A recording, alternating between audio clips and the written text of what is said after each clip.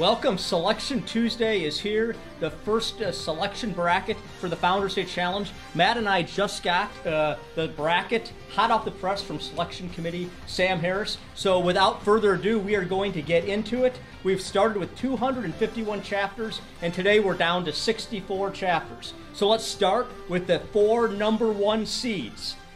The Mu chapter, University of Washington.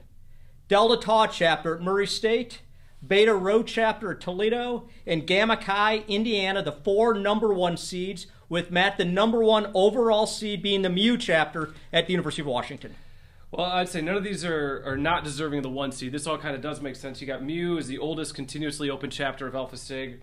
They're going to benefit from the match that Grant Historian Emeritus Bob Coots does. Delta Tau, now obviously they've won the most GSP Cups. Does that translate to success in the Founders Day Challenge? These last couple of years, they've been making really excellent strides. So I think very deserving there as a 1. Beta Rho, University of Toledo, they've got one of the most engaged alumni bases that we have here in the country. More alumni within 30 miles of their campus than I think most other campuses. I think they're going to do really well in the tournament. And then you've got Gamma Chi. Boy, 100,000th initiate of Alpha Sig came from Gamma Chi earlier this fall. Largest current Alpha Sig chapter. I expect them to build off that momentum and have a really, really successful run here in the tournament. A couple schools, though, that should feel a little snubbed that I actually thought would be here in the 1 seed. You got Missouri Valley. Year after year, they just bring it when it comes to the Founders Day Challenge. You've got Penn State. And then you've also got the University of Illinois. I think all 3 of those should feel a little snubbed that they did not make that 1 seed. Well, definitely luxury of riches, if you will, the number 1 line. Let's get to the brackets. There are 4 regions. Right now there's the Manigault region, the Weiser region, the Ormsby-Ray region, and the Burns region. The winners of the Manigault bracket and the Wise bracket will play each other in the national semifinal, whereas Ormsby-Ray and Burns will play each other in the other semifinal in New Haven, Connecticut, home of the Yale University and our Alpha chapter. So without further ado, let's get to the Manigault region, and I'll tell you at quick glance, it looks tough. So we've got the number 1 seed, number 1 overall, Washington, playing the 16 seed, Chico State. The 8-9 matchup, Oregon State, our side chapter, versus our new chapter at California, Berkeley. The 4-13, our Delta chapter at Marietta versus our Zeta chapter at Ohio State. And then the 5-12, where upsets tend to happen, Ohio Wesleyan, the 5 seed, playing the 12 seed, Capital. Then we go down in the second half of the bracket, the number 2 seed, Penn State. You had them as a 1. They're the 2 seed. They play 15 seed, Kansas. The 7 seed, North Carolina State, plays a 10 seed, Wake Forest. 3 seed, Albright, plays a 14 seed, McDaniel. And the 6-11 matchup, another upset potential, South Carolina from the SEC plays Alabama, the 11 seed, from the SEC, any bracket. Well, there's a couple things that jump out at me right away. First of all, there's 7 single-letter designations in the Manigault bracket. There's also some really excellent matchups. You got a couple matchups out of the state of Ohio. You got an ACC battle. You got an SEC battle.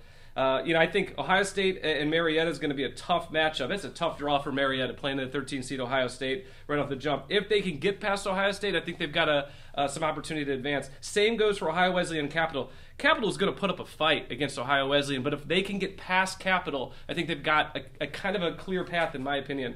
Down in the ACC, you got the NC State Wake Forest. I mean, that's going to be a great matchup. South Carolina Alabama. Yeah, I expect South Carolina to probably win that game, but I think it's going to be close. I think it's going to be a good matchup. The one that, honestly, I would not sleep on, I think they've got a potential to really make a move. I don't know if they can pull off the upset, is that 15 seed Kansas. I would not be surprised to see them do well here, at least put up a fight. I kind of expect as we go into the second round matchups, you're going to have Washington probably playing Cal Berkeley. Again, Bob Coots, a lot of history there. Well, in Oregon State, Bob got to start at Oregon State, and he loves Chico State. He's from that area. It's going to be a tough. Those 2 matchups are going to be really tricky for Bob. And then, you've also got Ohio State going on maybe up against Ohio Wesleyan. You got some potential Sweet 16 matchups with single-letter designations. What about Marietta and Ohio Wesleyan, Delta to Epsilon, the history there? Yeah, it's going to be a fun bracket to see how this one all plays out. Well, there's no question. You mentioned the 7 single-letter designations in the Manigault bracket. Let's not forget there's 10 Power 5 schools in the Manigault bracket and 5 GSP winning chapters. So this bracket is loaded. We'll talk more about predictions later. But let's go to the Weiser bracket. And our number 1 seed in the Weiser bracket, Indiana, Gamma Chi, they play the 16 seed Miami, Florida. The 8-9 matchup, Michigan State, the 8 seed, plays the 9 seed Michigan. The 4-13 matchup, Purdue versus Trine, the 13 seed. Number 5 seed is Cincinnati, playing the 12 seed Ohio Northern. Now in the bottom half of the bracket, you've got the 2 seed Illinois versus the 15 seed Southern Illinois. 7-10 matchup, Elmhurst versus IIT. I really like that. That's going to be a really close one, I think. 3-14, Missouri Valley plays the 14 seed Barden.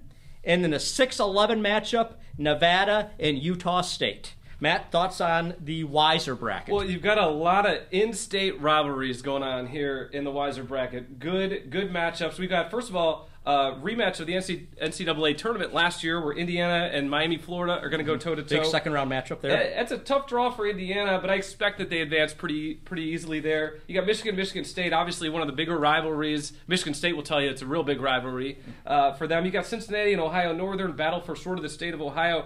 Illinois State. Gosh, it's a you tough. Illinois, Southern Illinois. That's good. A tough draw for Southern Illinois, but kind of battle for the state of Illinois. And then you got the Chicagoland matchup, Elmhurst IT. I expect that one to be very close. Classic 7-10 matchup. Nevada Utah State's a game to watch. I think it's going to be really interesting to see who. I think they play 10 times. They each win 5 times. I think it's going to be a really tight matchup.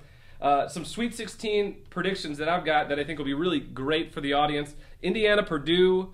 And then you've got potentially an Elmhurst, Illinois, or even IIT, Illinois matchup in the second round. Should be really exciting going into the second weekend. Yeah, and there's 7 GSP winning chapters in this region, which might be the most. I don't know, we'll see how the other 2 regions, but it's hard for me to imagine there'll be one more than that. So 7 GSP winning chapters in the Weiser bracket.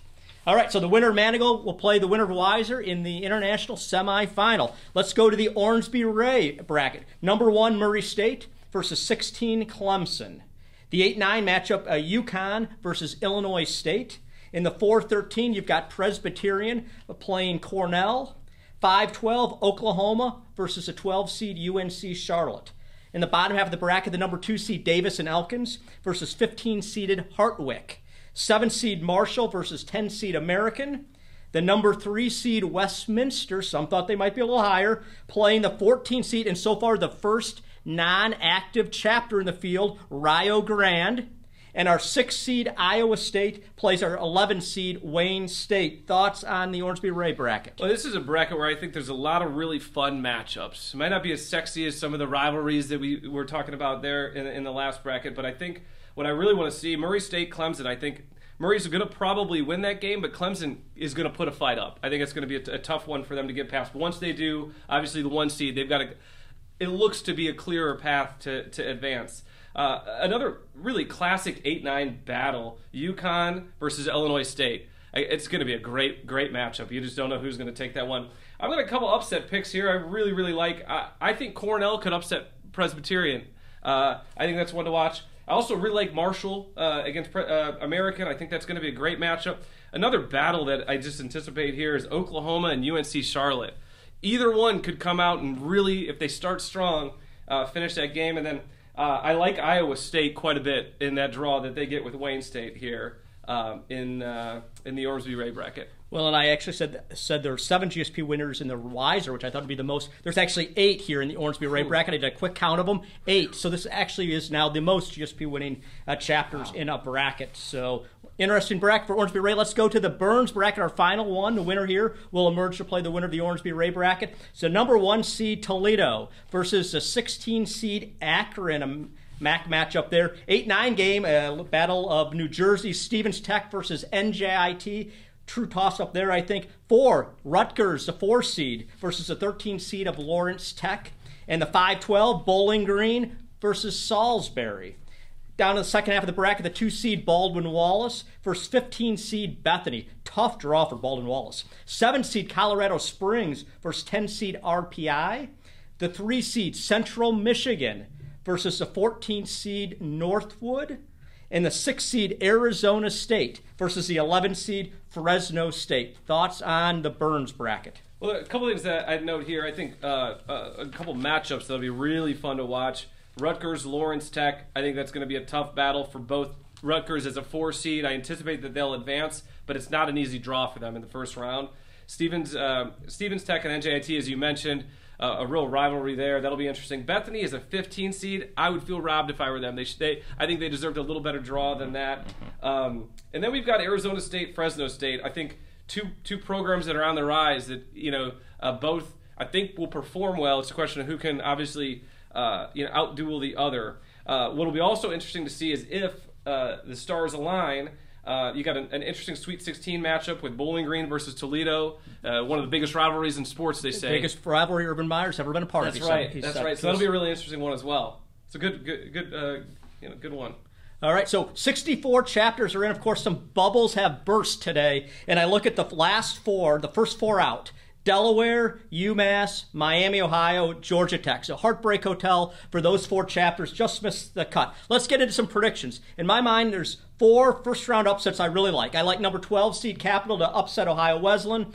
Sticking with the theme, I like the 12 seed Ohio Northern to upset Cincinnati. We both talked about it. I couldn't believe the matchup. 15 seed Bethany, I think they're going to beat Baldwin Wallace. And I think the 14 seed Rio Grande, the only non-active chapter in the field, is going to beat the number 3 seed, the home of the Foundation Board chairman. I think they're going to beat Westminster.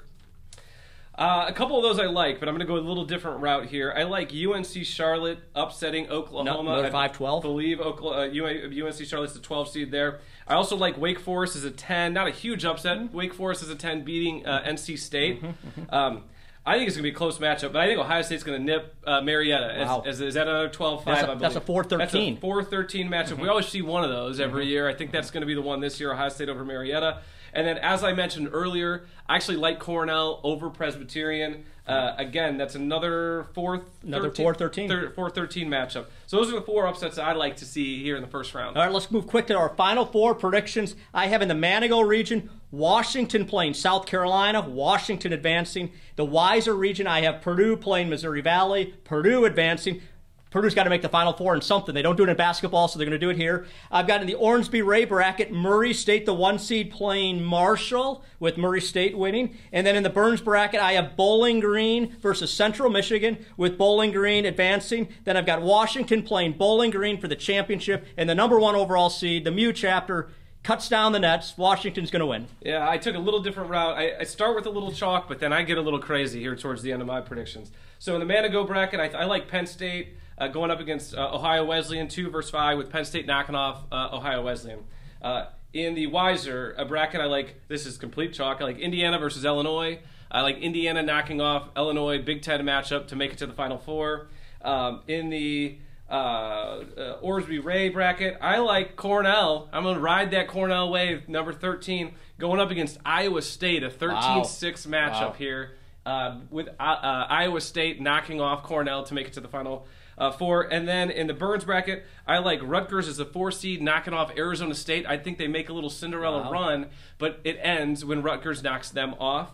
And then I like Indiana beating Penn State, Rutgers beating Iowa State, with finally Indiana, in memory of Bob Knight, taking down the Nets and being the champion this year. All right, that would be something. All right, so the tournament starts November 28th with our first round games.